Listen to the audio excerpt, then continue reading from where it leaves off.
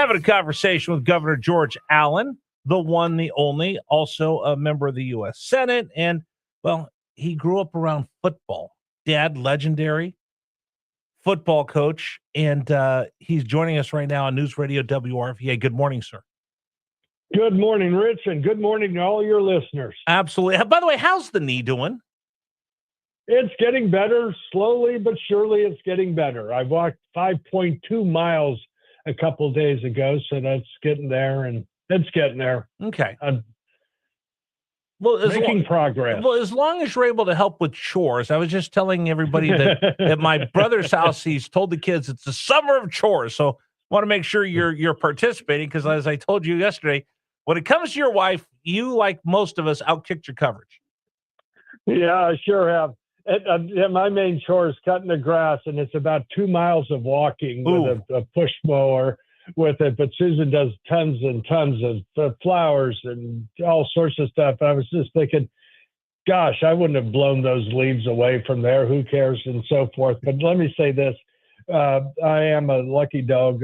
40 years ago, we got married. We're going to have our wedding anniversary, 40th on Sunday at the Greenbrier. And she's just absolutely wonderful, thoughtful, thinks of all sorts of things that I wouldn't think of that are kind gestures to people. And we're going to go to the Greenbrier, where we went for a couple nights after our wedding. Our real honeymoon was really to the maritime provinces of Canada.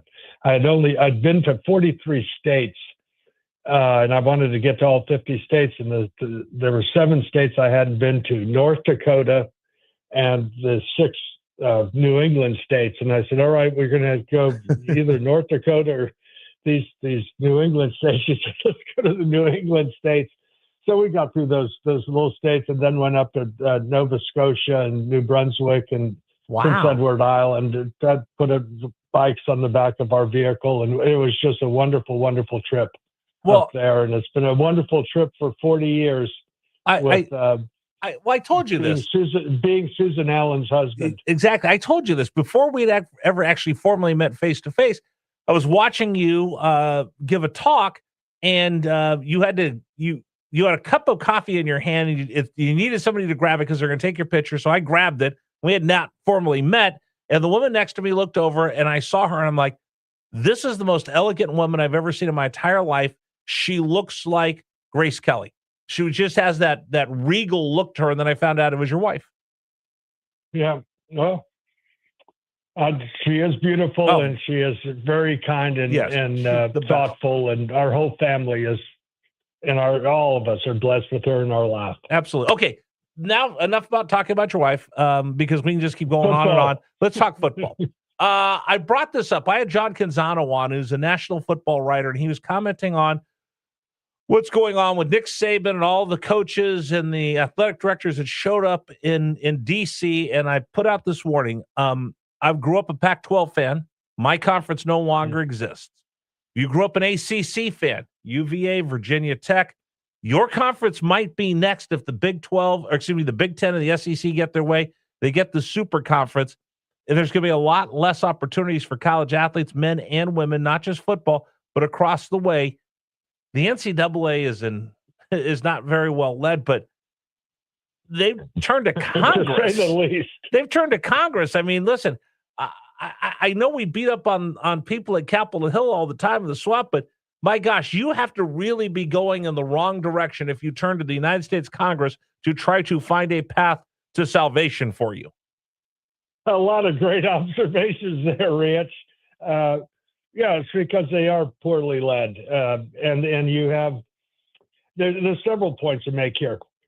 Nick Saban, I admire coaches. He was a brilliant, tremendous, motivating, preparing his players coach at Bama, as well as LSU before he ditched out and didn't do very well in the NFL for that 1 year. But what you have is a bunch of hypocrites in these college administrators. Let's have your listeners understand the whole world of football. And football, out of all the sports, is the most unique. It's the number one sport. You look at any ratings, people watch sports, attend football games more than any other sport. Now, for the athlete's point of view and the business point of view, there's really no opportunity to play football other than the U.S. Yes, Canada has a league, but they limit the number of non-Canadians in the Canadian Football League. Unlike basketball, international, you can play right out of high school or maybe 1 year as far as the NBA is concerned. Baseball, international, can play right out of high school. Hockey, just in Canada, they have kids in high school already signed up for the draft, or soccer. So all these other sports, athletes in those sports can play and get paid. Now, the NFL has this restraint of trade, and they get away with this restraint of trade because of a collective bargaining agreement that says that you cannot sign or draft a player until they've had 3 years of college eligibility. Thus, colleges end up being, college football is a developmental league or a minor league that the NFL doesn't have to pay for. The colleges make literally billions of dollars off of these players who, to present themselves or showcase themselves and their talents, are risking injury. And football is a very dangerous sport in that regard. And I can attest to that, 2 knee injuries and why I'm having a knee replacement. But the point is these players ought to be paid like any other athlete in colleges who are making literally hundreds of millions, billions off of them. And the coaches are getting paid $10 million, $13 million, and so forth. So the colleges like this scheme, and what's happened is freedom has come about in college sports, especially in football. And the feudal system has been abolished, and they're trying to recreate a collusive system now that their serfdom has been abolished. Now, with all of this, with players being paid and all that, I think that's good. They ought to be paid. The thing where they need some guardrails is having these portals where they're transferring in the middle of a season. And what they need to do in the NCAA, they ought to have somebody from their law schools who knows how to write contracts and have a contract that says you're going to play the entire season. And if they say you don't want to transfer, make it a multi-year contract. That's what they do with the coaches, and then have performance clauses in it. The better you play, the more you get paid. And if you leave early, there are damages to get out of a contract. And that's one of the ways to handle it. But the constant transferring in the middle of a season or after spring ball and so forth, there should be some guardrails on that aspect of it. But can I jump in with you, sir? I'm sorry. Okay, go ahead. Let me jump in with you. Go ahead. Here's what I'm also thinking, though. All of this is made, like you said, the fiefdom, the serfs, and the rest. It's upended the whole thing. But what I fear is we head to more of a professional model. I've been talking about Virginia Tech. If we get the Super League, 32 teams, maybe 40 teams, would the Hokies be left out in the cold? Virginia, 100%, would not make it into a Super League, being comparable to Alabama and Texas and USC. Sure. What happens to those campuses? JMU, they've done everything right, only to see every player that they want, that they brought in and flourished, and every coach ripped out from underneath them. Yeah, that's the problem for places like Liberty and JMU. About anyone. And, if you look at the hierarchy, Rich, and sports and football, the NFL's at the top. The next level is the SEC and the Big Ten. And then the next level is the Big 12, the ACC. Then the next levels, of the Mountain West and all these other levels. And, they're developmental. If somebody does really good at ODU, a lot of them from ODU have gone to Virginia Tech, and some that were JMU went to other places. Some went to Indiana along with their coach, which is the point. Is you got free agency and freedom of contracting in this country. So don't forget the analogies that this is a free enterprise system, and so the NFL has I think a good competition model. But the reality is that it is very difficult where football doesn't mean as much in some places as it does in the SEC and some of the bigger Big Ten programs, and they end up with bigger TV contracts because people want to watch Tennessee and Alabama on the third Saturday in October every year, and they want to see the biggest outdoor cocktail party in Florida versus Georgia, right? LSU, Ole Miss.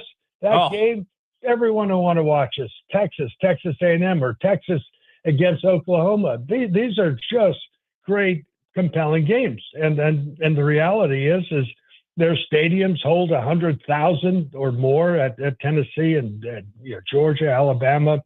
Michigan's gigantic, Penn State, Ohio State. These are just Southern Cal. Some of these are just very big programs that people want to see their games. And the key revenue driver for all of this is TV revenue. So the ACC and Big 12 and Mountain West and various other conferences, just the Missouri Valley Conference, they simply don't get the revenues. That's just the free enterprise, free market system. And now you get Congress involved in this, and they're talking about antitrust. So they're talking about giving them antitrust so they can. Yeah, antitrust. But what they're trying to do is get the revenues that the SEC, the Southeastern Conference gets, which is a great TV package because they have great games that are exciting. They're the top dog. The top dog. And why should they share revenue with these quaint, smaller programs? And it's just reality that they're not going to give that up. So you may end up with I don't know what they'll end up with, but the point is that you got to realize that the structure of football is really derived as far as college football is derived because the NFL will not draft players out of high school. Now, it may be that there's not many. You can say you got to be more mature, you got to be stronger, this, that, and the other. Well, Herschel Walker was strong enough right out of high school to be playing pro football, or Earl Campbell and so forth. But right. I think it'll get worked out, but they're going to probably need to do something like the NFL, and that is a collective bargaining agreement to assure. And I'm not for collective bargaining for government. No, see, I see it as the private sector. I see it as they're going to ask for antitrust because if everyone doesn't sign up for that collective bargaining agreement and not everybody joins the union, I just don't know how you negotiate all that. If you give them antitrust, then they can say, well, all these lawsuits can go kick rocks and we'll do what we want. And I think that's what they're looking for. Yeah. You're exactly right, Rich. That's what they're looking for. But then now you're going to get Congress determining what is going to be fair. And I think these college administrators thinking that Congress is going to resolve this, if they do, it's stunningly surprising to me that if they could get this through this year. So they're looking for a Hail Mary type pass. So here, save us. Yeah. And then they're going to get complaining that Congress is micromanaging them. Well, if you go to Congress and ask them to give you antitrust, don't expect the senators and members of the House of Representatives not to have opinions and put in amendments for different aspects of it. So it may be that they have to get to antitrust, but it's not going to be.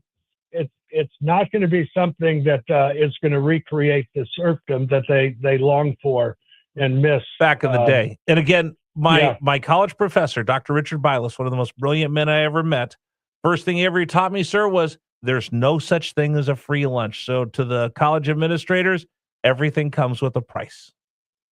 Well, yeah, and they're getting a big price. The colleges are making tons of money off of it. I'm talking about the successful, the SEC, Big Ten, Big 12, ACC. Those folks are making tons of money off of it, and they make money off of basketball, and those teams pay for themselves. Ultimately, they're talking about all these non-revenue sports, and that's a whole nother approach. We'll have to do that next time. We ought to talk about that, and that's just too costly in these far-flung conferences to having teams that they're great sports and all that, but no one watches them, and they don't generate money. They live off the largesse of college football. Yeah. And they're taking these trips to, the Virginia team's going to play in California in these non-revenue sports. No one's watching it. The sports ought to be more, that it's a 2-hour bus ride. And they still have a national championship, but have smaller or closer in to go from regional conferences. To go from Blacksburg to Cal for golf is something else. Sir, I got to run. Thank you so much. Congratulations. Have a wonderful weekend, and tell your wife congratulations on this 40th wedding anniversary. That's awesome. It sure is. And thank you a lot, Rich. And we'll think of you once in a while.